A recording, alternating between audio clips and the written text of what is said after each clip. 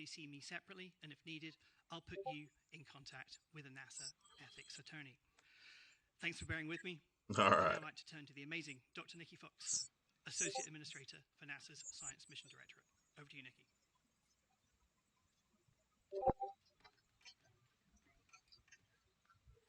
Thank you, Dan, and thank you to all the members of NASA's UAP Independent Study Team.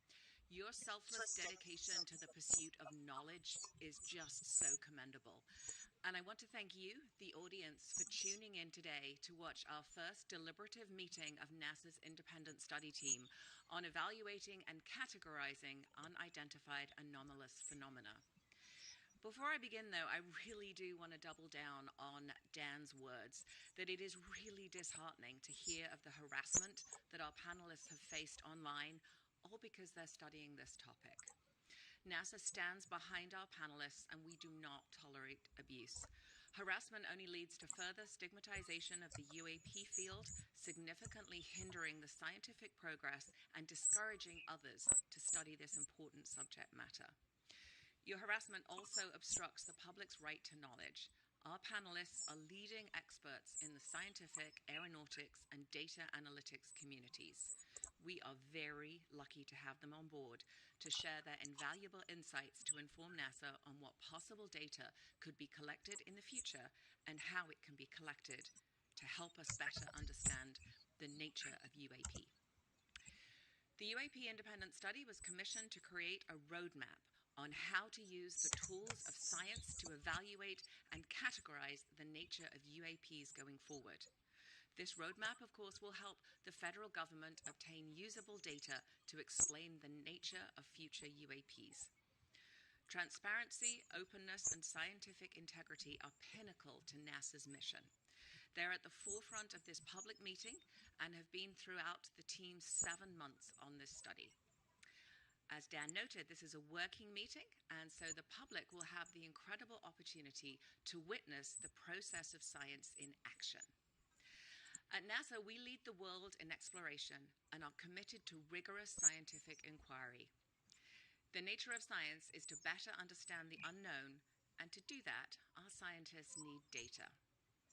Right now, there is very limited number of high-quality observations and data curation of UAP. The existing data available from eyewitness reports are often mainly this has to do with what, the last 70, 80, 100 years of Additionally, an don't object's say anything about can that. complicate the data further and render it unusable That's due insane. to conventional objects that can mimic or overshadow the phenomena completely, such as commercial aircraft, military equipment, the weather, and ionospheric phenomena like auroras. This lack of high-quality data make it impossible to draw scientific conclusions on the nature of UAP. Now, this team has used unclassified data from civilian government entities, commercial data, and data from other sources to inform their recommendations. And as Dan noted, they will be published in a public report that comes out this summer. I want to emphasize that there is really great benefit to studying unclassified data rather than classified data for this study. First, unidentified anomalous phenomena sightings themselves are not classified. It's often the sensor platform that is classified. And you can kind of they're think just of it, hushed If completely. a fighter jet took a picture of the Statue of Liberty, then that image would be classified. Not because of the subject in the picture, but because of the sensors on the plane.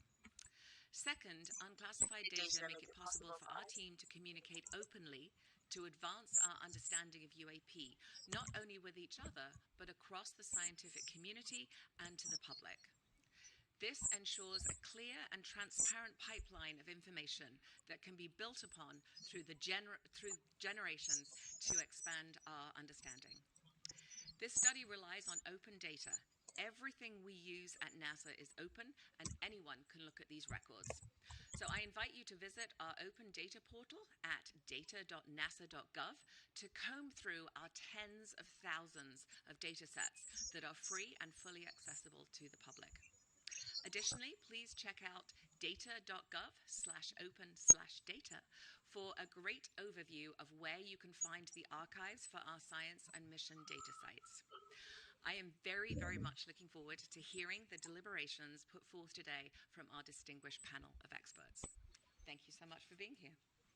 Thank you, Dr. Fox. Before you go, I just want to open up to questions. Let me start with a question on on the NASA data. I think one of the important things that we'll be looking at with other data sets and events is the data is not very well calibrated. Can you say just a little bit about how NASA goes through calibrating some of its Earth science data? Oh, yes. We very, very rigorous Earth science. I mean, all of our data sets, not just Earth science, go through extremely rigorous calibration. We don't release anything until it's really perfect. I mean, we have quick look data that is marked as quick look data. So, you can use it to get preliminary findings, but wait for the really nicely cleaned up data. So a lot of rigorous protocol in putting out our data to make sure it is perfect. Do we have any other questions from the panel? All right. Thank you so much. Okay. It's got to be perfect. I dig your accent, though.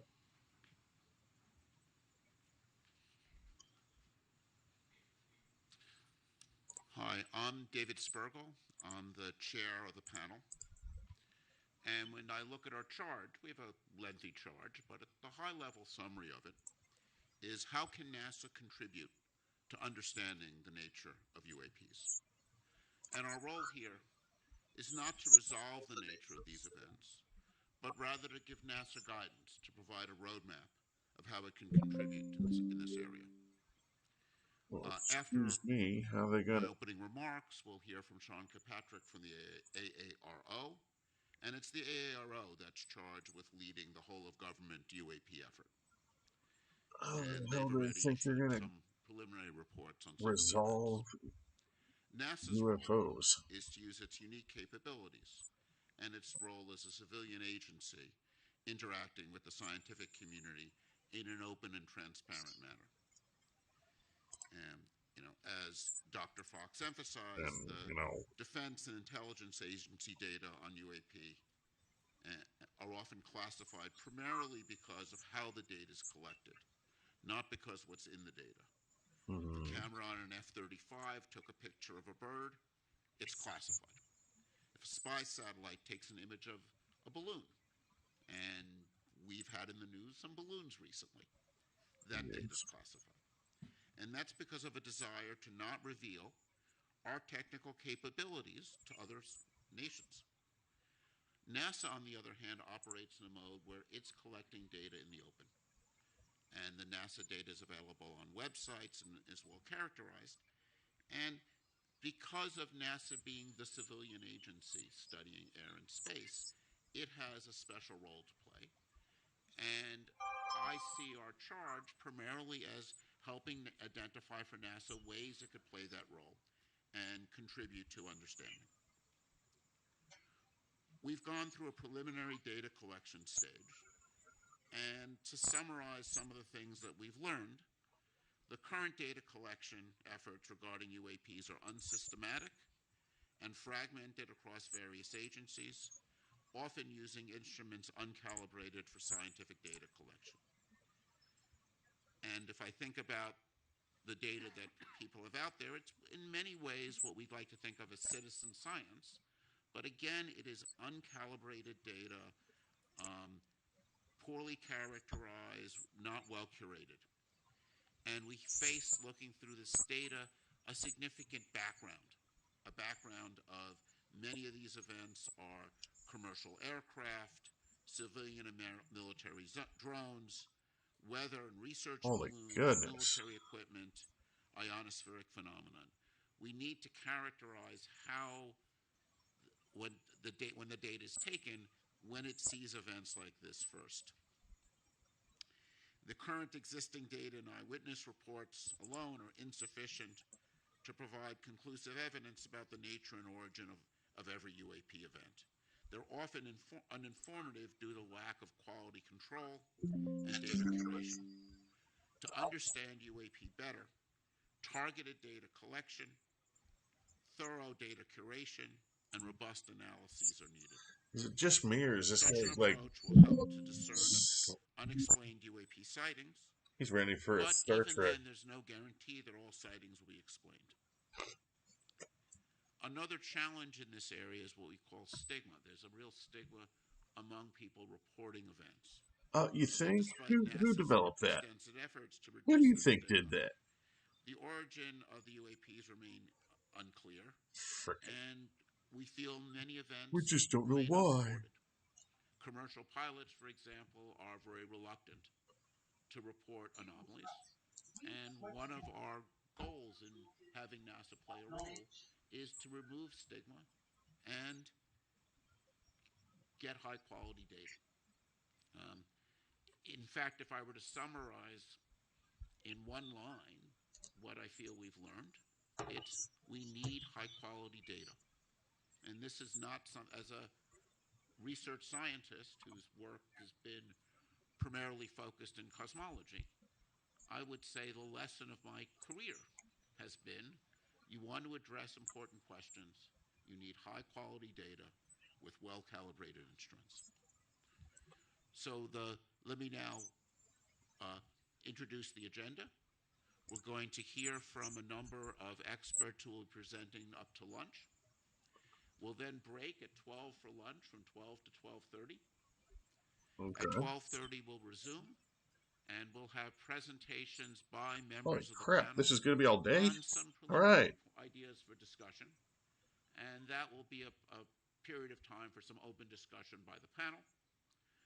We will then have a Q&A session based on questions that have been sent in advance to the website, and we've curated those questions and grouped them together, and we'll be going through a lot of those questions, and then we'll summarize.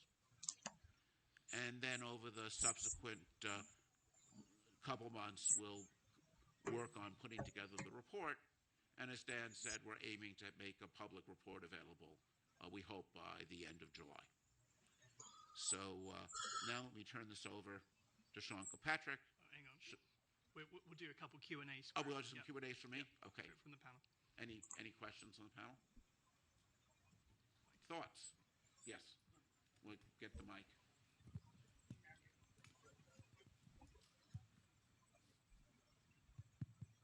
Yeah. So one of the things I think Dr. Fox said was looking at the release of data, very important for our study, when it's high quality. And you have also commented that data are not always perfect when we're doing certain studies. I wonder if you could see something, say shed something. some light on Initiative again. The difference between the application of certain data to certain scientific challenges. So, when you look at your camera is often designed to take an image in the daytime and might not be optimized for nighttime imaging. Or if you take something that astronomers are very familiar with, is we design our telescopes to work at night. And if the sun is not even if you would never take the Hubble telescope and point it at the sun. This would destroy its detectors. Not only that, if the telescope is pointing there and the sun is over there, even though you're not looking at the sun, reflections off of the optics will produce what we call ghosting. And that kind of ghosting produces some very strange images. And this, one of the many things we need to worry about when we see unusual things taken from a camera is even if you're pointing the camera there, was the sun over there? Those kinds of anomalies degrade the quality of the data. And that's why it's very important to work with well-characterized instruments and to be, using them in ways in which you understand what's going on. So I think if you look at, data taken from the James Webb Telescope or from the Hubble or any of these things, and these are, telescopes looking out in space, you'll see some really, at first funny phenomenon. When a telescope points at a star that's bright, it saturates the Ever detector taken any and form of puts photography? heating down the detector. And you'll see phenomenon like if there's a bright star off to the side of the, not even when you're looking at, you get this effects where light bounces off of dust Hey, Henry. in your telescope and produces sort of Figured we'd diffuse watch some imagery aliens, that has seeing some how really strange properties. So, when you stocks seem to be see horrible. something unusual, the first thing you have to do is understand how that data was taken. And I think this is one of the challenges one faces when you have data taken by uncalibrated instruments years ago. It's very hard to know what's taken. It's very hard to draw conclusions. I think that's one of the challenges with archival data. And I think having dedicated, well-calibrated instruments, I think, will be important here as in any other area. Because you're sitting there talking about having old ass, David, not anomalies are so up often to the date. engine of discovery. Maybe you could say a quick word about high-risk, high-reward research in your field of cosmology and how you see I that don't know what they were doing with old ass pictures. Yeah. So, an They're area that old, they're comes to blurry. mind is fast radio bursts. And the Shaw Prize was just announced yesterday and awarded to the discovery of fast radio bursts. And these are these bursting signals that go off all over in space. And it's an interesting story because some of the bursts were real and are fascinating, and some of the bursts, there was a series of bursts observed by this observatory in Australia, and they had really strange structure, and people couldn't figure out what was going on. And then they started to notice a lot of them bunched together around lunchtime. And what had happened was the people at the observatory would heat up their lunch in the microwave. And something they would do is they would open the door of the microwave oven before the microwave stopped. This is bad for your microwave oven. It wears it out. But not only that, it produced a burst of radio signal that was picked up by these sensitive detectors. So Yeah. this, I think, is an interesting lesson. Some events end up being something unusual and conventional, but some events with these FRBs turn out to be these powerful explosions which are taking place at cosmological distances. Their nature is still not fully understood. I think they're one of the really most fascinating objects we have, these bursts going out all over space. They're interesting probes because they're kind of lighting up space between here and there. And they're a subject of very active research. And if one looks at the history of these FRBs, at first they were discovered, not believed, then finally confirmed, and they were discovered by instruments that were very sensitive but not optimized for this. And now what we're doing is we're optimizing instruments and optimizing software to look for these events. And it's often these surprises that turn out to be most interesting. And, there are phenomena like sprites, which you can think of as upward going lightning, which were seen by commercial pilots and somewhat not believed, right? Because they were very strange. And it was really only when we were able to take very high speed imaging data, data taken often from places like the space station, that we were able to see that and learn about these fascinating ionospheric phenomena. So it's They're surprising talking about and old interesting. And I pictures think this and is all the one of different the phenomenons that you catch fascinating things about the in UAP phenomenon. old If it's something photography, that's like anomalous, ghosting that makes it and interesting and worthy of light study. sprites, where it Other questions? catches different Great. refractive So now let me elements in turn over old to ass Sean. cameras. And I mean, it still happens nowadays with cameras to where you'll hit ghosting and little light flickers and you'll catch shadows David, that are Dan, it's a pleasure to be back. not Good morning, supposed to everyone. be there. Let me start by thanking NASA for convening today's UAP Independent Study public meeting and inviting me to continue to participate. NASA has been an invaluable partner to our team at AARO as we work to better understand and respond to unidentified anomalous phenomena. We applaud NASA for commissioning its independent study team and for exploring what data and tools could be leveraged to shed greater light on UAP. Though NASA and AARO are taking on very different aspects of the UAP problem set, our efforts are very much complementary. We both are committed to the scientific method, to a data-driven approach, and the highest standards of scientific research integrity. While NASA is evaluating unclassified data sources for its study, AARO's data set includes classified material Hey, Sal. that focus on national security areas. However, all of this data We're collected watching some is aliens. critical to understanding the nature and origin of UAP. NASA brings unique Or at least some capabilities, uptight world-class stiffs. scientists, Good Lord, and a that poor wealth of guy. academic and research linkages. NASA also has access to Earth sensing satellites, radiological sensors, tools for gravitational wave, geomagnetic wave detection, and means for analyzing open source and crowdsourced data that may assist both AARO and NASA in their UAP with efforts. this, you'd think that Sea-Doo and We are very grateful for the Sitter, partnership and welcome the Cider, opportunity whatever, to join with NASA to share our collective findings with the public as would the end US up going government up. moves towards greater transparency on this issue. Last month, I testified before members of the Senate Armed Services Committee on emerging threats sure and will. capabilities and shared some of the progress made since AARO's establishment in July 2022. I discussed AARO's scientific and analytic approaches, its efforts to improve UAP data collection, standardize our reporting processes, leverage our partnerships, and meticulously review the U.S. government's UAP-related historical records.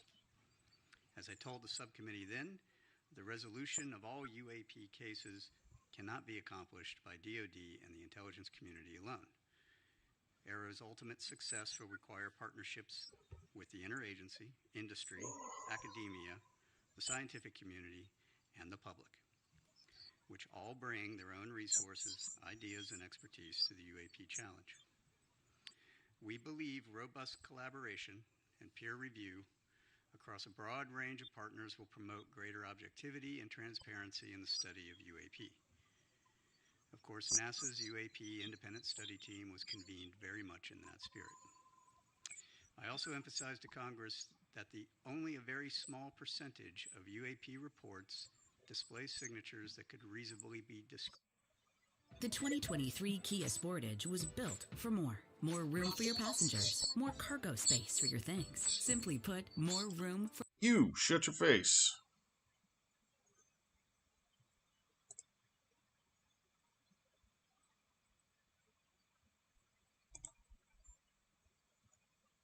Those cases, very much along the lines of what David was just speaking about. Without sufficient data, we are unable to reach defendable conclusions that meet the high scientific standards we set for resolution. Meanwhile, for the few objects that do demonstrate potentially anomalous characteristics, AARO is approaching these cases with the highest level of objectivity and analytic rigor. This includes physical testing and employing modeling and simulation to validate our analyses and the underlying theories, and then peer reviewing those results before reaching any conclusions. Good Lord. AARO has shared these cases with the appropriately cleared NASA team members in order to discuss and help recommend potential scientific areas of study that NASA may want to take lead on. I'll underscore here, as I did before Congress, that AARO's work will take time if we are committed to doing it right. AARO is committed to the highest standards of scientific research integrity, as we know our partners at NASA are as well. Thanks again to NASA for hosting this public forum for UAP discussion and information exchange. And I'd like to turn to a brief presentation that includes some recently declassified footage and trends for discussion. Next slide, please. So some of you probably saw a version of this at the open hearing last month. This is an overall review of all of the analytic trends of all the cases that we have to date. Got a message While the to numbers Sue. may have changed a little bit, Oh. the overall trends remain the same. Most of what we are seeing reported by aircraft are at the altitudes where we fly. I don't know if that's right, That Sue. should not be a surprise. You will note, however, that I have no space reports and I have no maritime reports. That is notable, even though we are looking across all of those domains.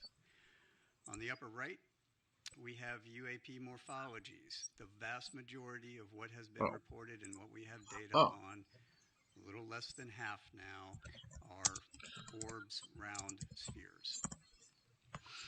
And in the bottom right, you will see in the heat map of the areas where we get most of our reporting. This is very much a collection biased map. This is where our sensors are, our military, NRIC, and some of the FAA data. In the middle, it is what we call our typical UAP characteristics for the vast majority of the cases that we see. One way of looking at that is we'll call it a target package. This is the thing we are out hunting for in most cases. Next slide, please. This is an example of one that I showed at the hearing recently. This is a spherical orb, metallic, in the Middle East, 2022, by an MQ-9. I will come back to the sensor question that David raised here in a moment. This is a typical example of the thing that we see most of.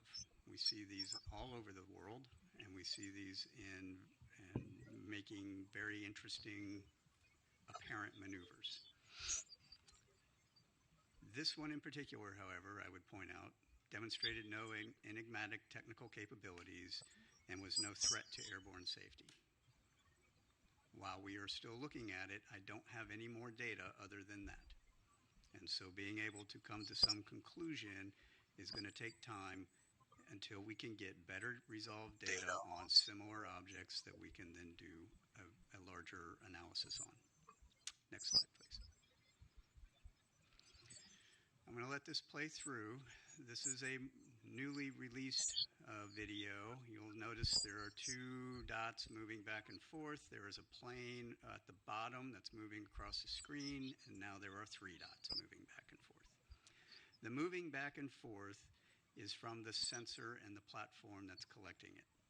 This is a P-3 on a training mission in the western United States. They picked these up and they tried to intercept and was unable to intercept them. Apart from that motion, and you'll see a little bit of the weird part is, what's the itself, one that was on the bottom? There is no other oddity about this, except for the fact that they couldn't catch them. The reason they couldn't catch them is because after further analysis, it was shown that those objects were actually much farther away from the P-3 than they thought. And in fact, when we went even deeper, looked at air traffic control data, we were able to match those to aircraft on a major flight corridor heading into a major airport for landing. This is the kind of thing that can spoof and or provide misperception of both very highly trained pilots as well as sensors, right? And this was reported as an odd grouping of 3 UAP. Right. That is not to say that the pilots didn't know what they were looking at, or they knew what they were looking at, but they weren't really sure. But it also is meant to say that when they're not sure, they're reporting it now. And that's what they're supposed to be doing. And then we have to go look at it. Next slide, please. That brings us to really what is Aero doing in the science and technical realm. So this is one of those areas that I'm going to expound a little bit more on than we did in the last hearings. Aero has a robust scientific plan that we are required to then provide to Congress here. Sal, you still there? One of the first things that we're doing is looking across all the existing sensor data against that typical UAP target that I gave you up at the very first slide. That goes beyond DoD and IC sensors. That's commercial, that's civil, and with partnership with NASA sensors. So we got them checking out drones and balloons. Understanding if any of these Earth sensing satellites, any of these airborne platforms, any of these ground radars, whether it's FAA or other, can actually see these things, given what we've got so far, is going to be an important first step to understanding which sensors are going to be relevant. From there, we are augmenting with dedicated sensors that we've purpose-built, designed to detect, track, and characterize those particular objects. More people. Putting those out in very select areas for surveillance purposes. Pretty much exactly where they've got all the sightings on this map. To our data, so understanding if a thing is major population areas. Anomalous activities. What are the signatures we would expect to see? How do we pull on that? And then from there, how do I tune my collection architecture to go after it? Statistical analytic techniques. We're working with a couple of universities on how do I do broader-based statistical analysis on unclassified and classified data so that I can apply those analytics to our holdings.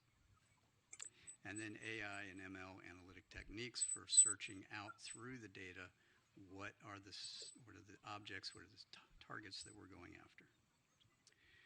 We have partnerships with both DoD and DOE labs to explore our current state-of-the-art fundamental physics of UAP observations, both current and historical. In other words, if I have objects, those few that are doing some things that are anomalous, what is our current understanding of maneuverability, speed, signature management, propulsion? What are those underlying signatures that we would expect to see, and how do I then pull on that? Our interagency and allied partnerships for calibration of our capabilities. This is exactly what David was pointing at. A vast majority of what we have reported to us are DoD sensors. DoD sensors are not scientific sensors. They are not intelligence community sensors. Believe it or not, intelligence community sensors are very close to scientific sensors. They are calibrated, they are high precision, they are everything you'd ever want to know about a thing. DoD sensors have one purpose. They are to identify an object that is known and put a weapon on it. That is what they're for, right, predominantly. So understanding how do you calibrate those against these known objects? How do I fly an F-35 against a weather balloon at different speeds and different altitudes and different sun conditions and different lighting conditions and heating conditions? Those are all important measurements that need to be done, and we are in process of doing that right now. That table on the right is a very simplified version of our entire test matrix, which you would not be able to fit on 3 of these slides against all of our sensors across all of those phenomenologies. That will be useful in order to then train our operators, pilots, and sensors against the known objects. And then finally, our pattern of life analysis. This is essentially baselining what is normal. I have all these hotspot areas, but we only have hotspot areas because that's when the reports come in from the operators that are operating at that time. They don't operate all the time. So to have a 24/7 collection monitoring campaign in some of these areas for 3 months at a time is going to be necessary in order to measure out what is normal. Then I'll know what is not normal, right, when we have additional things that come through those spaces. And that includes space and maritime. Next slide, please. Man, Zilla would have been great to get into. Recommendations for the panel and their consideration and deliberation. This morning.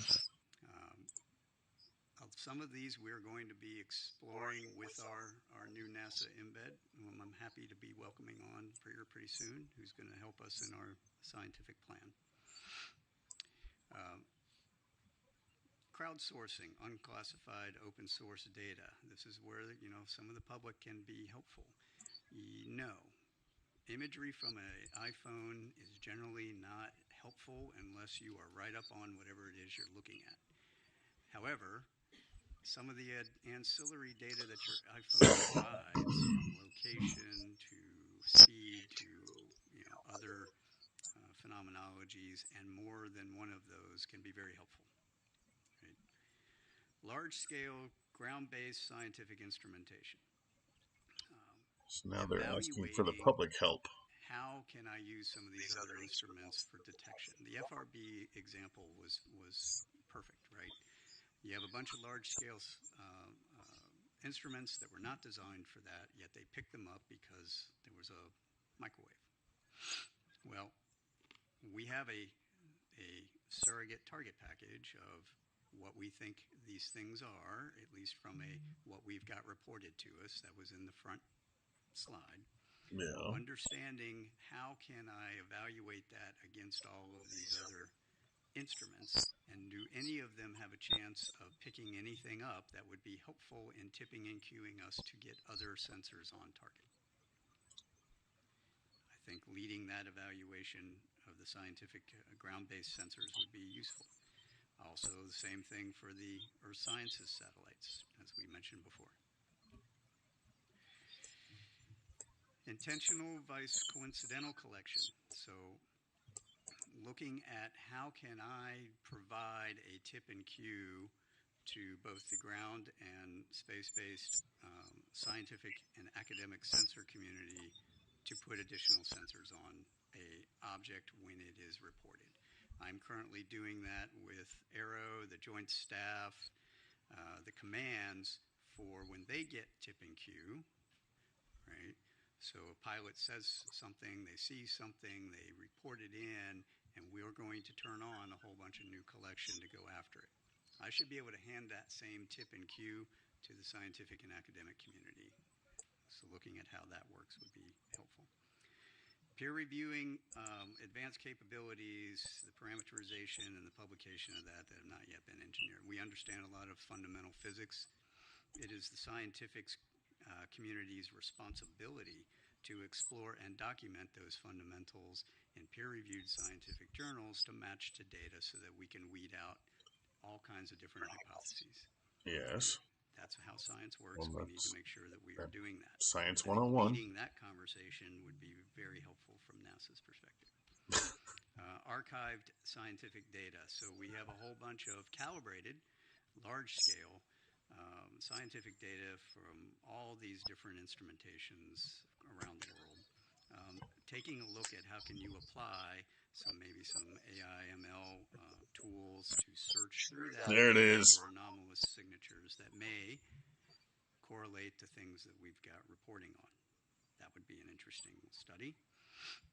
Distributions of sightings. I think this is a low-hanging fruit one, right? So if we take a look at all of the distributions of sightings that are outside of my national security areas that I've got classified reporting for, and they generate the similar distribution map as we've got, and we put those two pieces together, now I have a holistic picture.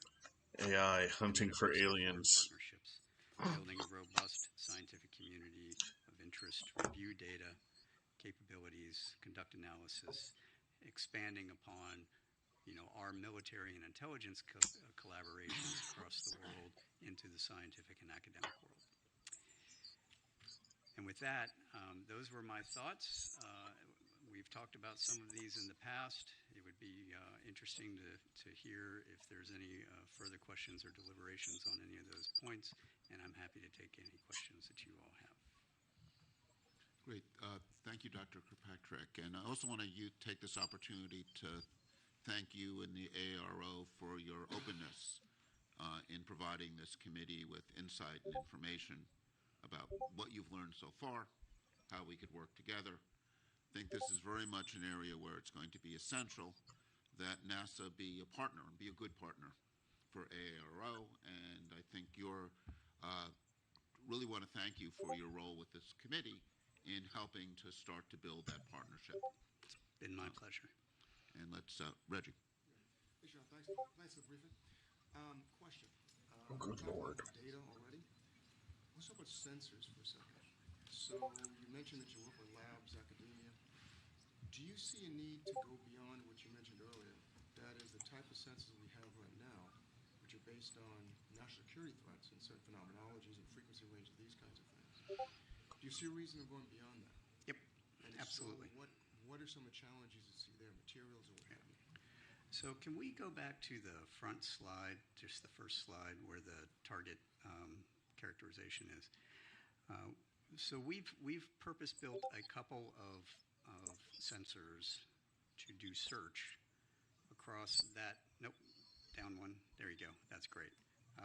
To go down some of those characteristics to see if we can find them correlated to pilot reporting. Right.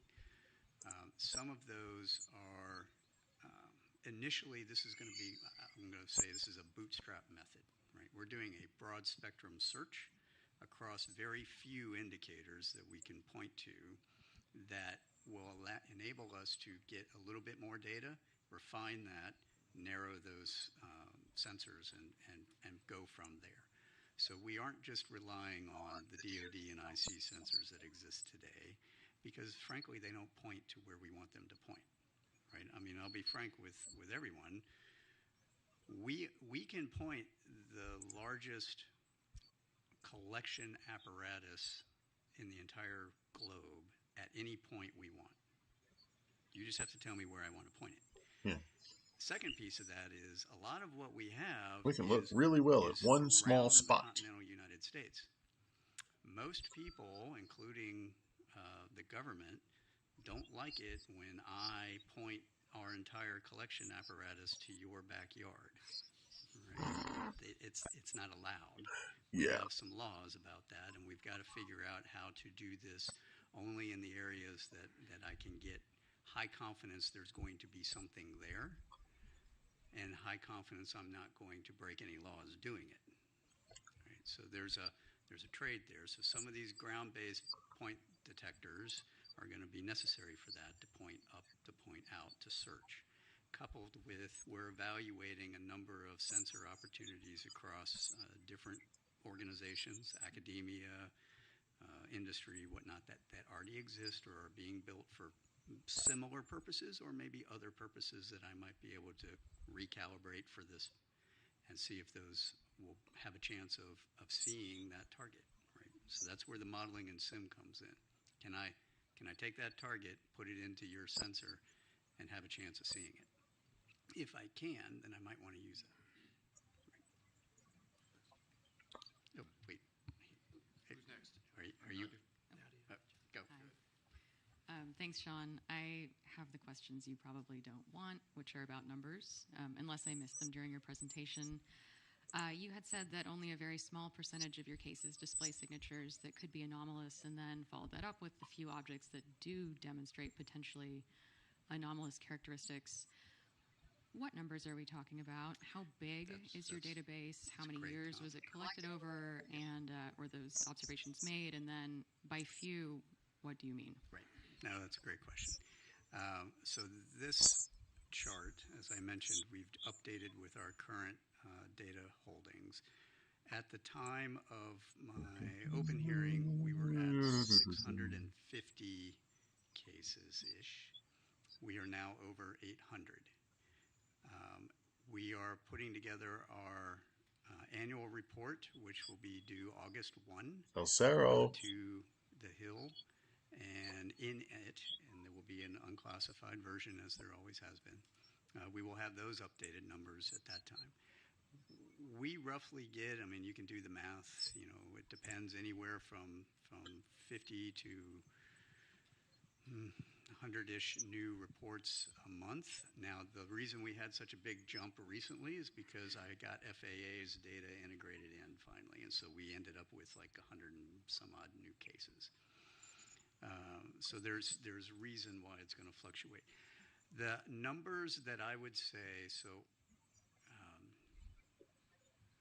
we're gonna try to do a little more fidelity on some of the analytics that we report out. But the numbers I would say that we see are possibly really anomalous are less than single-digit percentages of that total database. So maybe 2 to 5-ish percent.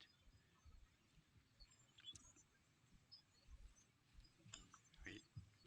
Who's next? Yeah. All right. I'll stand up because I'm on the other end of the room. Thanks, Sean, for your presentation and for some of the video footage that we saw. While we're all good scientists on this panel, I think that I look at it with an untrained eye of looking at that video. And so I see 3 spots moving, and everything else in the background looks like it's stable.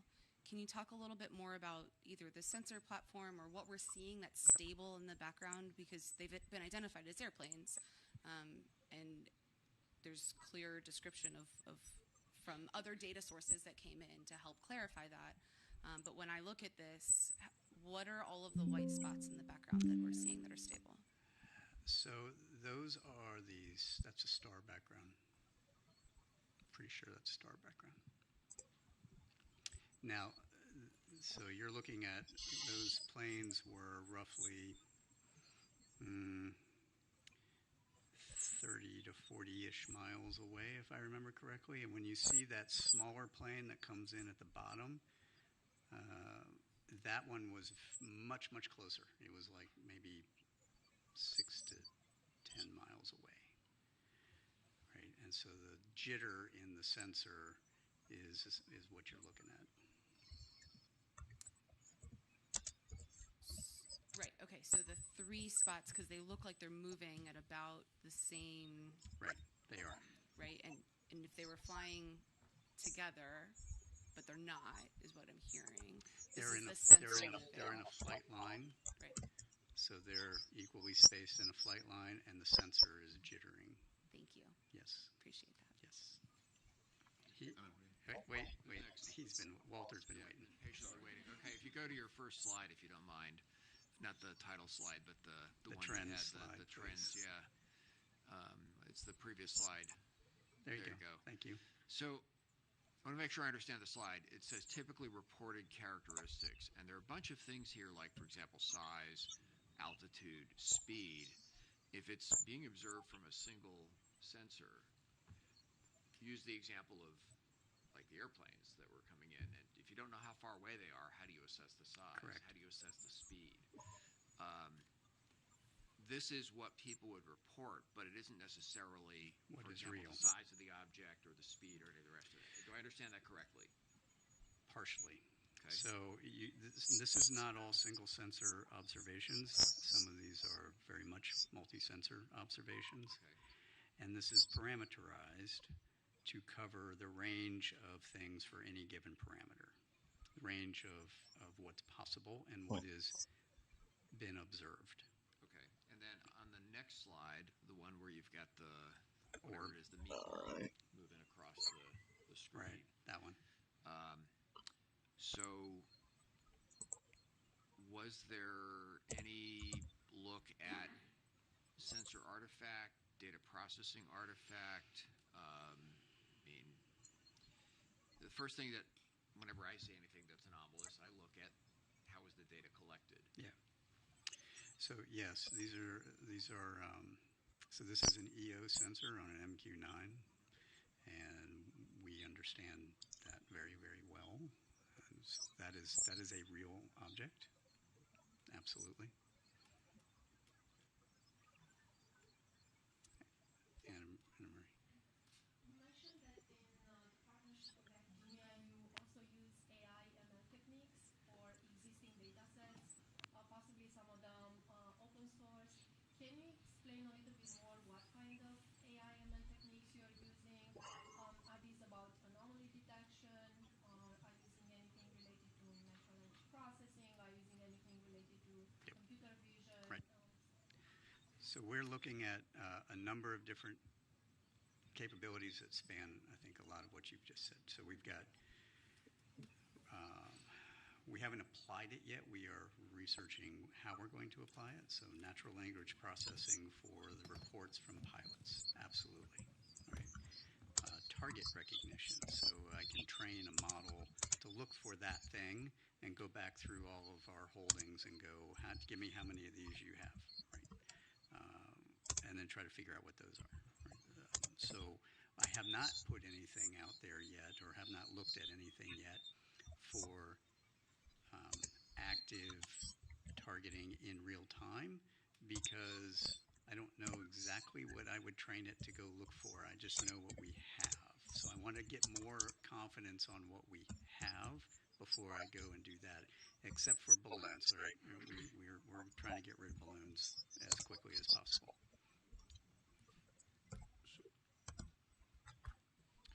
So, Sean, I just wanted to begin by thanking you for your service to this nation and this committee. You don't exactly have the easiest job in Washington. No, I do not. Appreciate it. I'm glad you recognize that. Yes, we certainly do. I also want to commend you noting the international partnerships. Spain just signed the Artemis Accords yesterday, increasing the membership to 25. I think that's a global partnership that you could leverage. Only 170 more countries to go, NASA, before we have everyone signed up. I just have two questions. One, relative to what Nadia was asking you about the number of anomalous phenomena.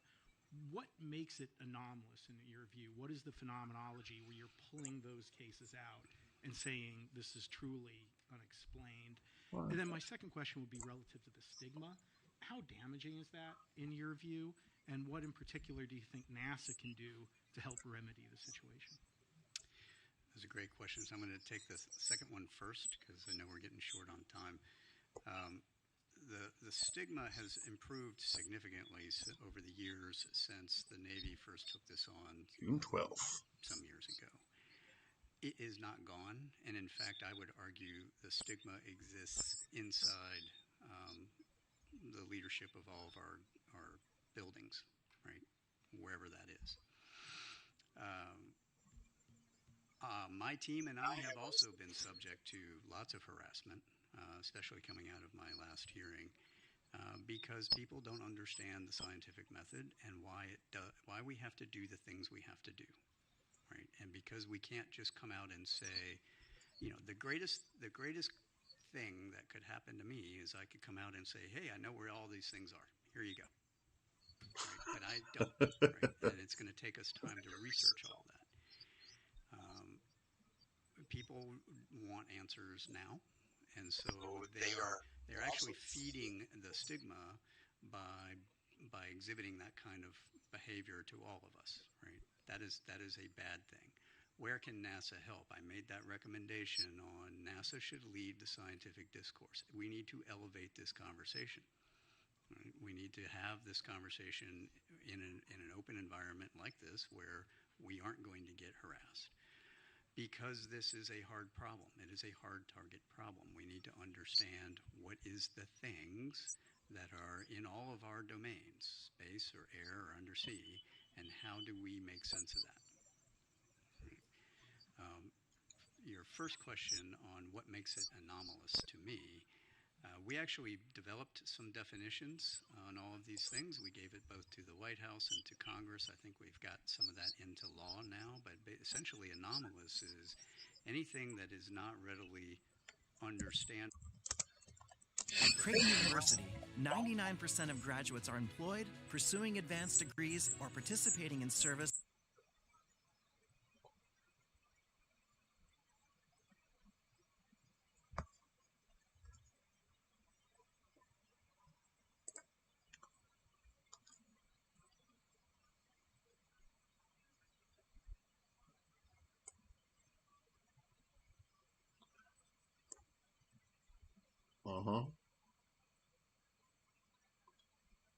And they're back.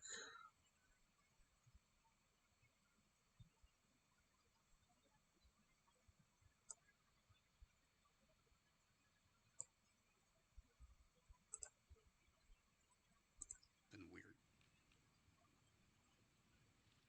I think we have time for one last question. Sean, you recommended foreign partnership with NASA. I'm curious, especially given your map, have you, as Aero, partnered with international agencies, and is there ways for reporting to your? Mm-hmm. So that's a great question. I want to expound on that just a little bit. You'd think with NASA's budget they could have slightly better microphones. Five Eyes Forum on this subject last week, I think it was, or earlier this week. I don't know. Dan was there, and we have, we've entered into discussions with our partners on data sharing. How do they do reporting? What kind of analysis can they help us with? What kind of calibration can they help us with? What can we help them with? And we're establishing all of that right now. and they're going to end up, sending their information and data to us to feed into the process that we've laid out for how we're going to do all of this. Beyond that, I have not had either the time or the bandwidth to do, and that's why I would look to NASA to expand the scientific and academic relationships that they have across all of our allies and partners on how can we bring them into the fold. That's where I think there's a lot of benefit to NASA taking lead on that. Great. Thank you. But one just clarifications for people who don't know, what are the Five Eyes? Oh, I'm sorry. For those of you that aren't familiar with the Five Eyes, that's the UK, Canada, Australia, New Zealand, and the United States. So those are the 5 partners. Terrific. So thank you very much. Thank you.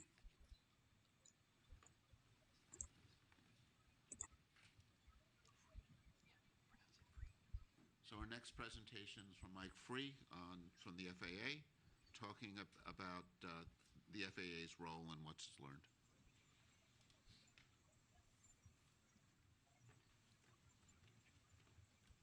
Would like to thank the panel for the opportunity to come and give an overview of the FAA and some data points around the FAA's mission, the data the FAA provides to provide the framing of what are the surveillance systems that we can bring to bear, or there's data around those sensors, as well as to frame the limitations of those. I know Sean talked about some of the data points that are used and being integrated, so hopefully this will give you an overview of the FAA's mission as well as those data points.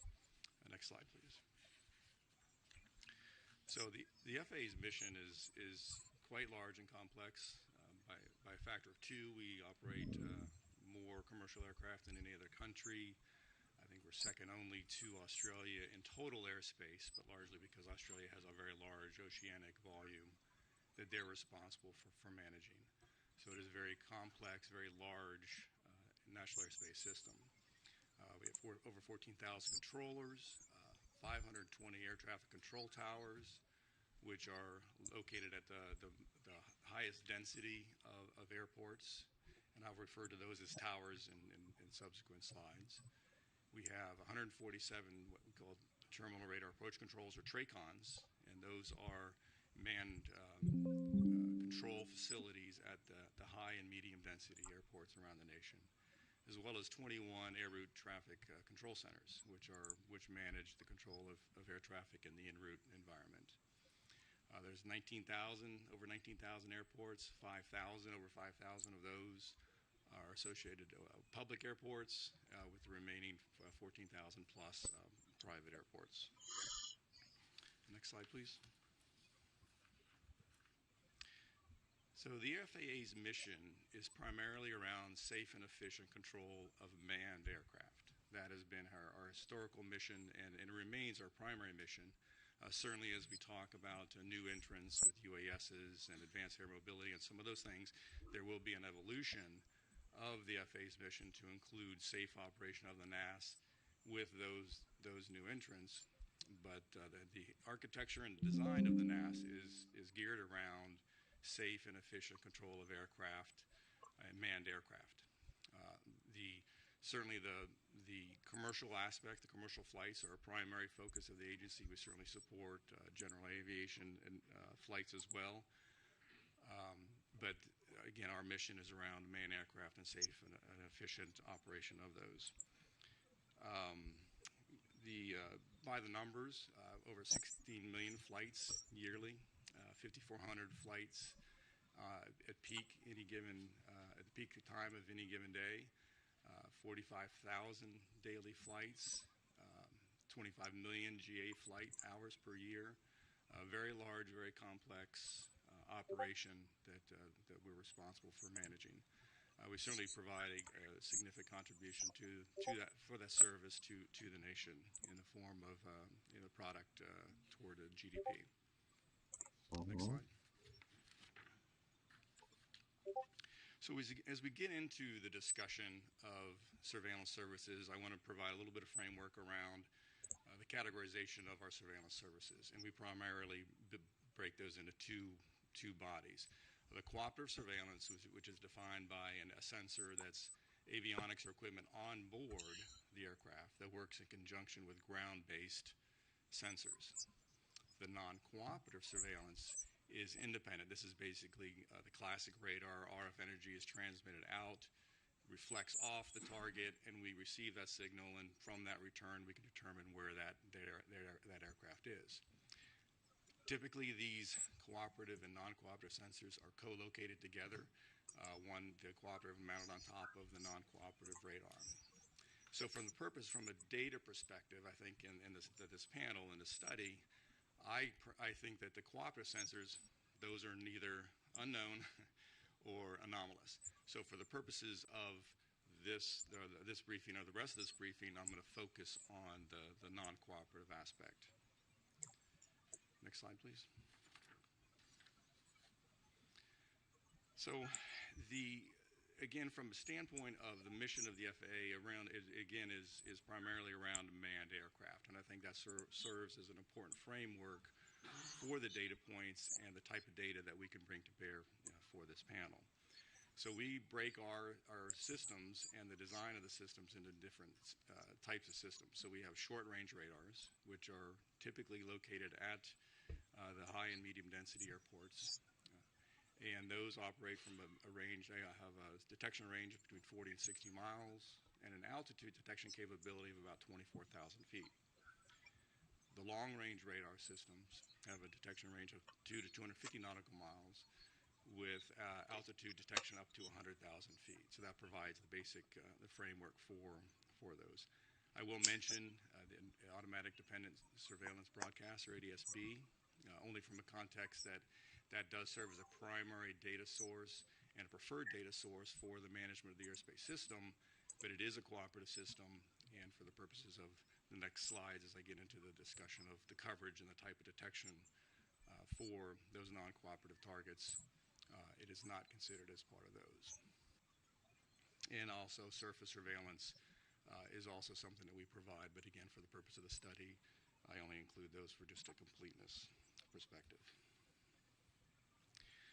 The one final point, as I talk about manned aircraft and primary mission for the drones and balloons and things of that nature, their basic premise is to operate in a not to interfere basis, that they are not to interfere with manned operations, and that's a fundamental aspect as we talk to the data and what we can and can't detect with respect to those non-manned systems.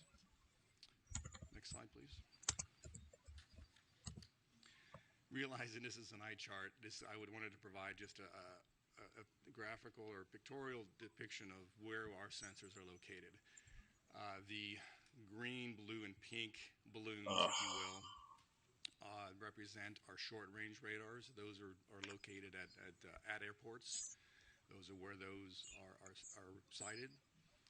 The two reddish balloons, they have letters in them, a 4 and a C. Those represent our long-range radars, the ARSR-4s and CARSR systems that are used in the context of both from an air traffic control perspective as well as for a national defense and homeland security mission. And the perimeter, the ARSR-4s are located around the perimeter of the country, equally spaced, and the CARSR systems are located on the interior of the U.S. I will point out that this only depicts the CONUS. There are systems, ATC, both short-range and long-range systems, Hawaii, Alaska, and Caribbean. Those are not depicted here. I don't think they were necessary for the purpose of understanding the surveillance. And I will also point out that both for this slide and the subsequent coverage slide, I do not talk to any classified DoD or DHA systems that are in operation. Next slide, please.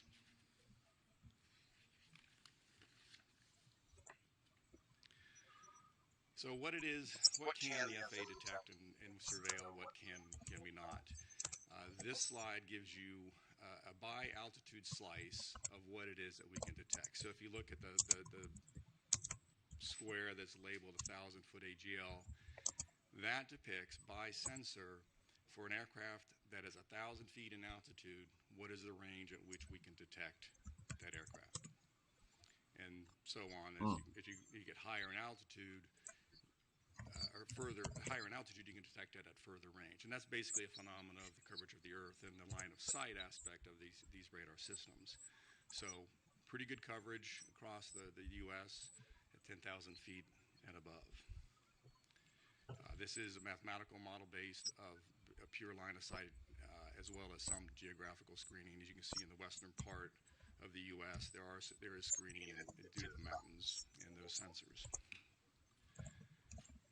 Need to take a little bit of time and talk about the nature of the targets. These line of sight models represent an input of a target that is 1 square meter. So think of a sphere of 1 meter in diameter. That's the assumption that goes into these models. So if you think about that in the context of other forms of aircraft, a 4th generation F-15 or F-18 is in the proximity of about 1 square meter, perhaps a little bit larger. A large airliner is perhaps 100 square meters. A small UAS is perhaps a 0.01 square meter. So the range of these detections, or the size and the ability to detect these targets from an F-15 large airliner, 100 times larger in size, a drone 100 times smaller in size. So the detection and the surveillance capability really largely depends in part to the target that we're talking about and the ability to surveil that target. All right, next slide. So I do include this ADS-B coverage slide just to give a context of, from a cooperative perspective, there is very good coverage across the U.S. to 1,500 feet above ground level. So this will provide a context of when we look at the data and start getting into discussion of what it is we can detect. This will certainly be, for those cooperative aircraft that have ADS-B, we could certainly detect those to a pretty low altitude across the U.S. All right, a couple of data points. I think I know Sean certainly talked about some of the data points, and I can provide a little bit of insight from an FAA perspective. Drones are a pretty significant challenge. There's 880,000 registered drones in the U.S. Small drones, I should say, Part 107 drones. Many tens of thousands of those are operated on a daily basis by commercial operators. It's not clear how many private drone operators are taking their drone up for a quick flight. But as I said earlier, those are regulated they're regulated to operate below 400 feet in altitude. So again, it's the drone aspect is for those small drones in particular, and as well as all classes of drones.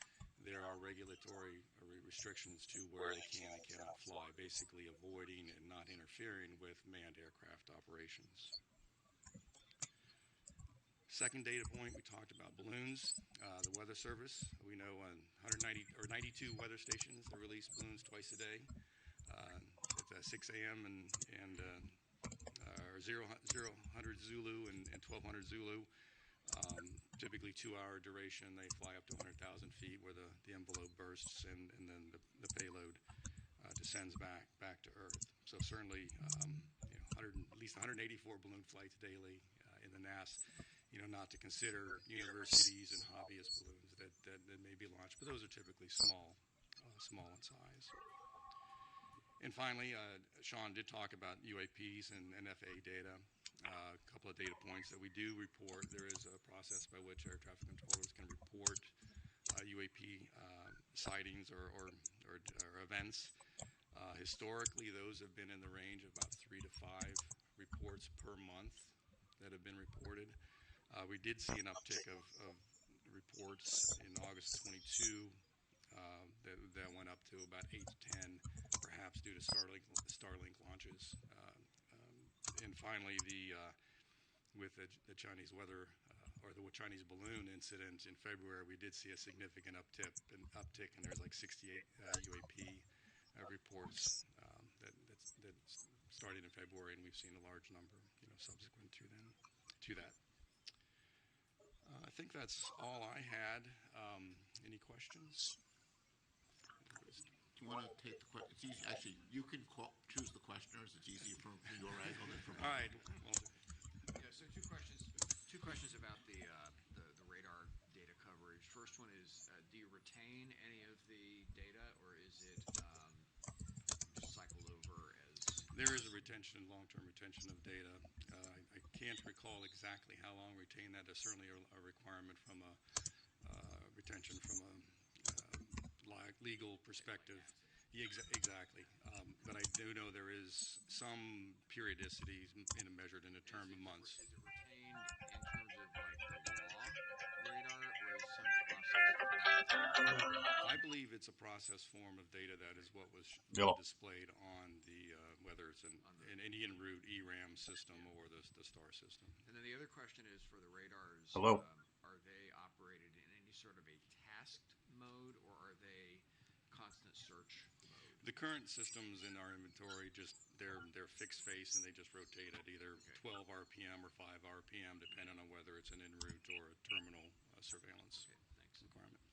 All right, next question. Yes. Forgive me if you mentioned this earlier. You said, like, I think you said 3 to 5 reports per month. Per month. Out of how many? That is 3 to 5 reports per month for all of the controllers in all of the U.S.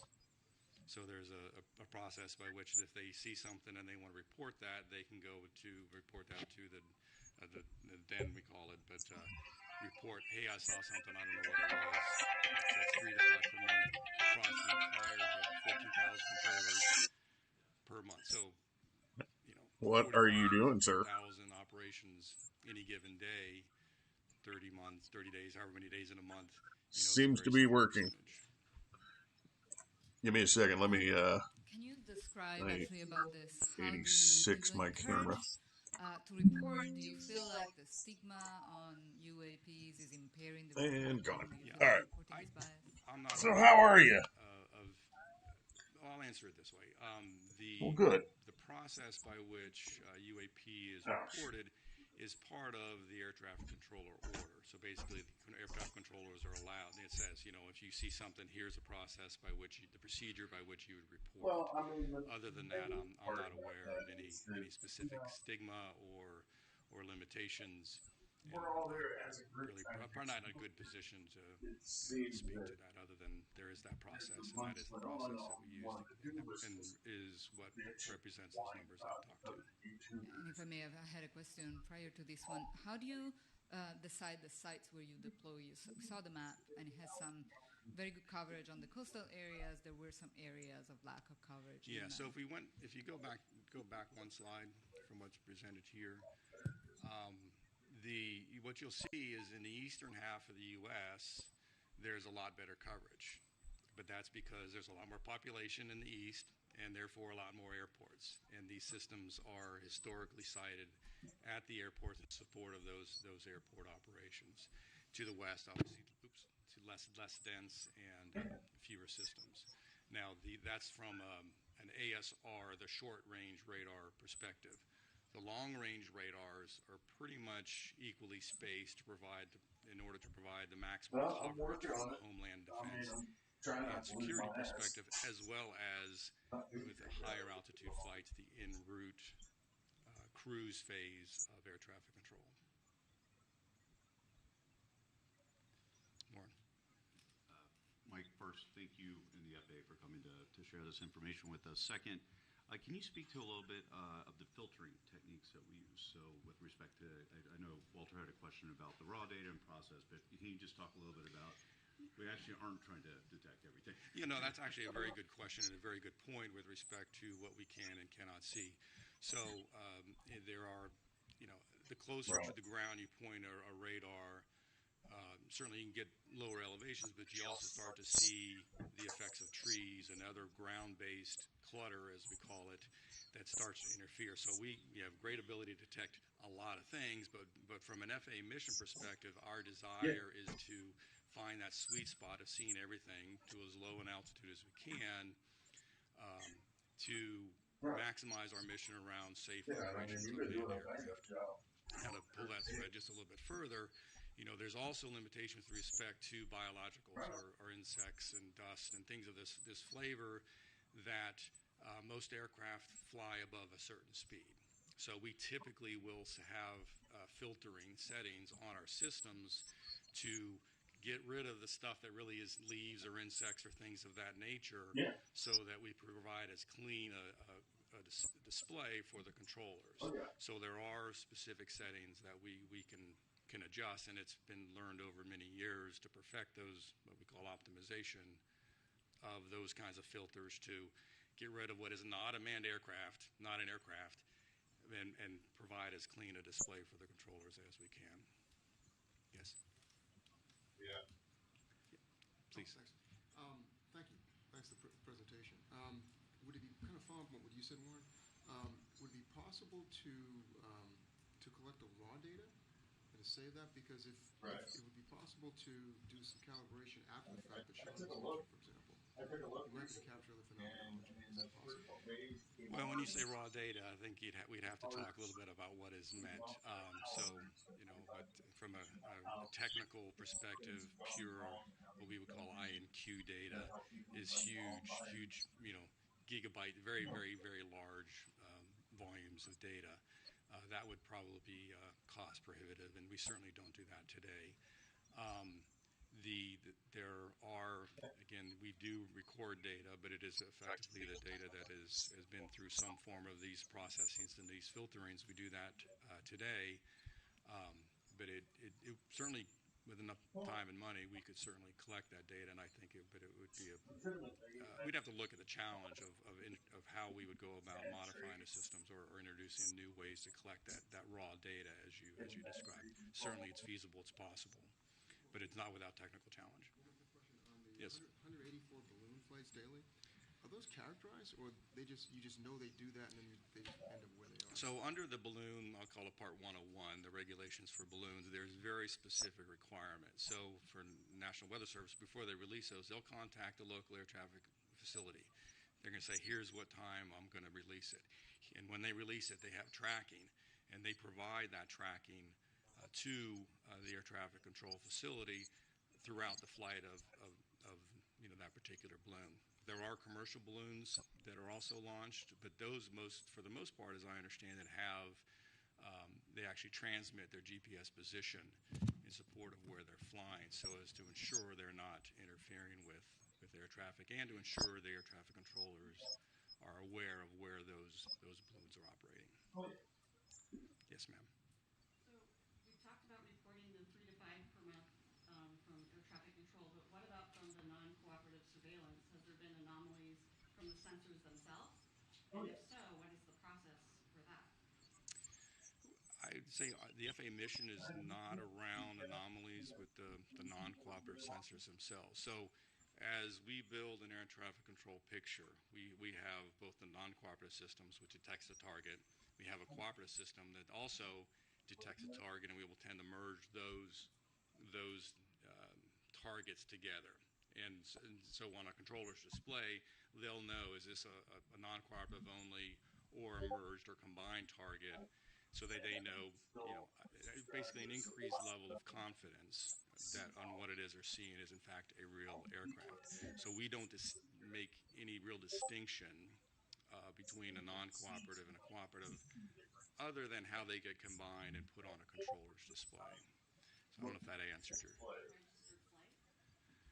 So like a GA flight that is flying visual flight rules, those will just be picked up by if they're not equipped with a cooperative avionics, those would just be picked up by the non-cooperative system if they happen to surveil where that aircraft is flying. And so that certainly will be put on the controller's display, and they will be able to provide awareness. In fact, there's a flight following procedure by which GA pilots can ask for, hey, I'm not squawking, or I have a cooperative system, but please help me, and just via the radio, I'm going to go on from here to here and providing awareness, situational awareness, if the controller has the bandwidth to provide that data. Yes. So I'm not a scientist, I'm a recovering attorney, and I love process. And a few questions there. If I'm a pilot, where do I find that process for reporting UAPs? Where is that articulated or captured? Second, when you mentioned that you're reporting these incidents, who are you reporting it to? And are those incidents, pulling on the thread that Reggie started, are they being archived? As a person, I believe they are archived. They're reported to the domestic network, event network. It's an FAA organization or function. I can't speak to whether they would be, say, part of what Sean would include as part of his database. I presume so. So I think that was the answer to the second question. What was the first question again? I'm sorry. Where does the reporting process live? If I'm a pilot, I see a UAP, where do I go to find out? That I don't know the answer to that question. Like I said, I'm familiar with the process from a I'm controller on perspective and the 6 order different live that's used to streams define how at any controllers given time do of their the job. day. I am not. I don't know the answer to the question from a pilot perspective. Great. So thank you, Mike, for your presentation and for all the help the FAA has given us as we've been learning more about the very impressive system that the FAA maintains. Thank you. I know. Thank you for having me. For me, one of the many takeaways from this is feeling just a little bit safer every time I fly, and thankful for you and your colleagues for what they do to make that possible. Thank you. And we're now going to take a quick lunch break. We'll be back at 12:30, and see you all soon.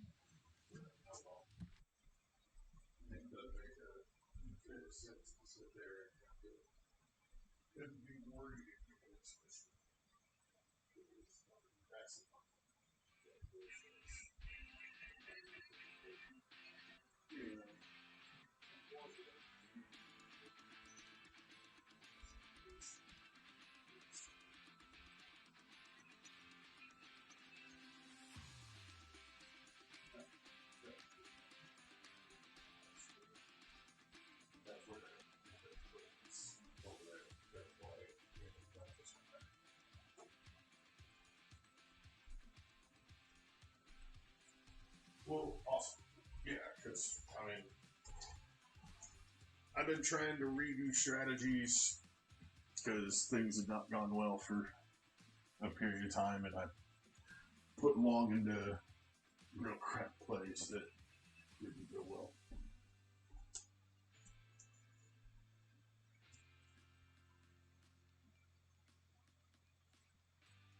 Mars pattern. UARS. Okay.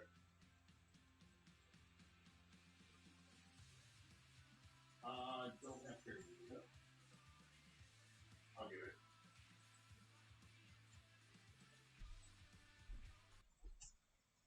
Here's your sign for sale-free savings at Aldi. Ta-da!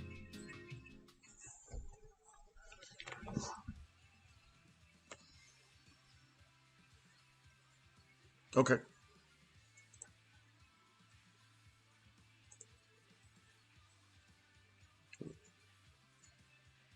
Okay.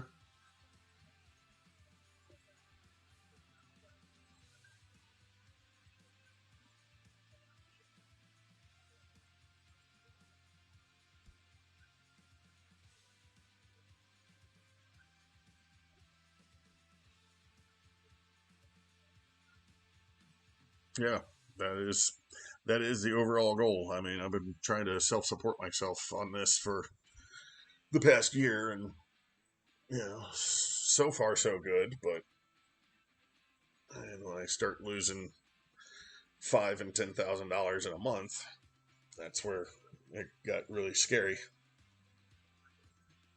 Yeah.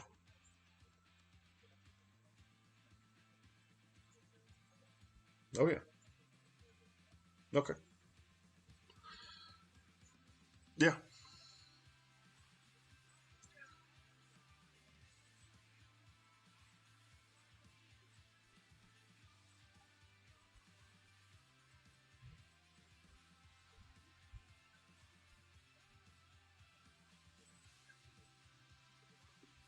That sounds good.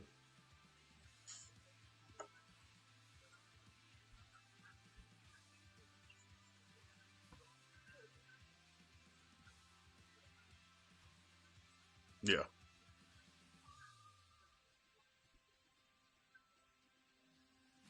No, I've been noticing a few different ones that kind of keep watching on.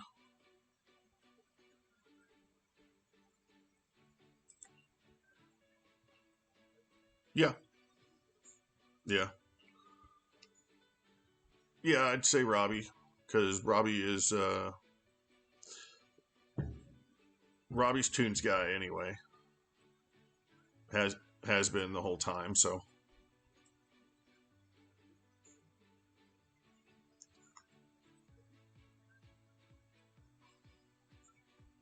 yeah. And I mean Pyro.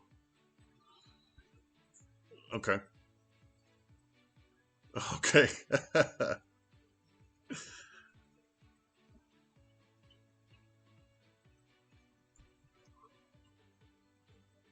Yeah.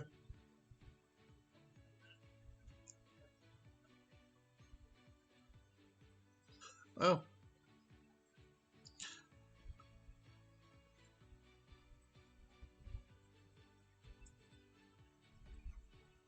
Yeah. Yeah, and I mean can can his feelings and loyalty be put, on hold? That's going to be the hard part.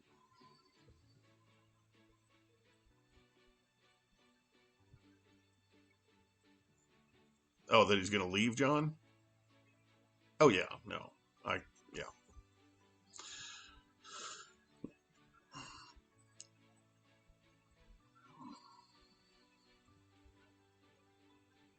Yeah. And I mean in general I think Steve's spending more time trying to save John from himself, and that's kind of not helping anything. Because now he's just being a mediator between John and the rest of the public. It's like, yeah, all right. I mean, it's a horrible way to exist, but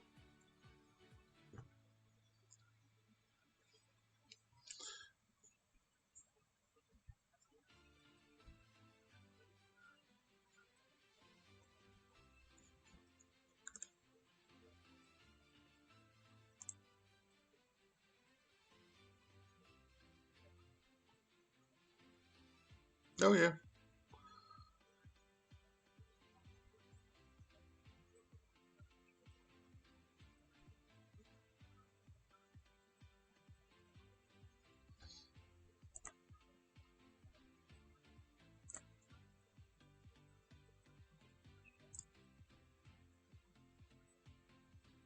yeah, right. That is definitely the game plan. Soon what boat? Oh yeah, yeah. Just let me know when, where. Shouldn't be awesome.